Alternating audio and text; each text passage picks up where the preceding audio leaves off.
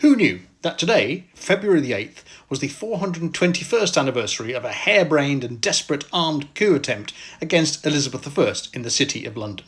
The perpetrator was one Robert Devereux, the Earl of Essex, stepson of a previous favourite, Robert Dudley.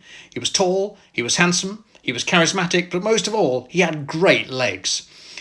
At 18, when he arrived at the court, he played the perfect part of the courtier to the 51-year-old Elizabeth, and he did very well initially. He was granted the 10-year tax concession on sweet wine, which is very valuable. He was chosen to lead military expeditions against Spain and France, but he was terribly full of himself, prompting in the end a reaction a bit like Queenie in Blackadder 2 of, "Who's Queen?" He fell badly out of favour after an expedition to Ireland, suspected of dodgy dealing with the rebellious Earl of Tyrone. He was basically expelled from the court, and Elizabeth withheld the renewal of his sweet wine concession, which basically drove him over the edge. He cooked up a scheme to seize the Queen in Whitehall and replace councillors such as Cecil and Raleigh with his own men.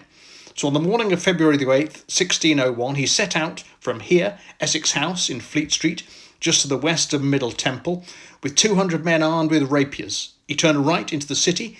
He made for the house of Thomas Smith in Fenchurch Street, one of the city sheriffs, who had apparently, the day before, sent a message promising 1,000 armed men. But on this day, he just looked a bit embarrassed, let him in, but then snuck out the back with the mayor. At this point, Devereux realised things were not going well, tried to escape back towards Whitehall down Ludgate, but was met with an armed militia and there was a pistol fight.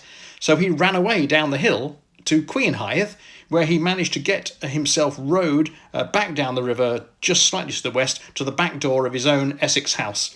Basically was then under siege there until 10 o'clock in the evening, when he had to surrender. He was convicted of treason and beheaded in the Tower.